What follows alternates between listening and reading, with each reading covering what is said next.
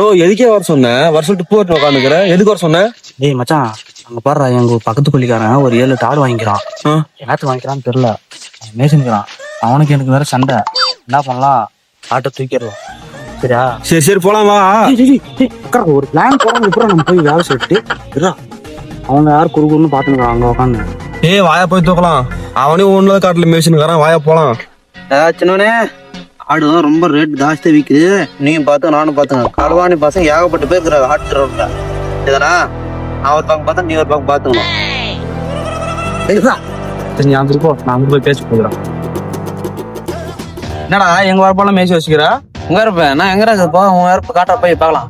Already டென்ஷனா இருக்கிறான், வம்பலுக்காக கப்புன்னு போயிரு. ஆட்டுக்கு வேற மேவுன்னு பாரு, வெறும் கரம்பு கட்டிட்டு நானு எனக்கு நீ வந்து கேக்குற. நீ வந்து அது ஏன் ஏத்தலாம், நான் மேய்ச்சிருக்கிறேன். நீ வேற பச்சை பச்சைன்னு இல்லங்க நேரத்துல ஒண்ணு இல்லாத மேய்ச்சினாங்க பாரு. பச்சை பச்சைன்னு அப்படி வந்து மேகாடு.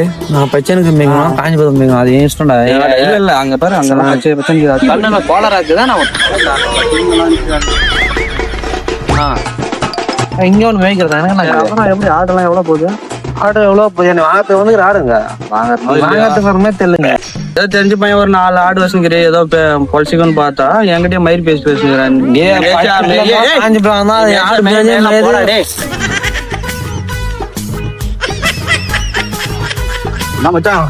நல்லா ஆடு வெயிட்டா இருக்குது, ஒரு பிடி பிடிச்சிடலாம்.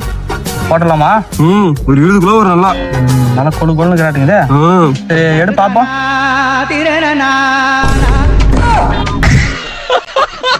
குத்தம்மா, என் குத்தம்மா, யார நானும் குத்தம் சொல்ல.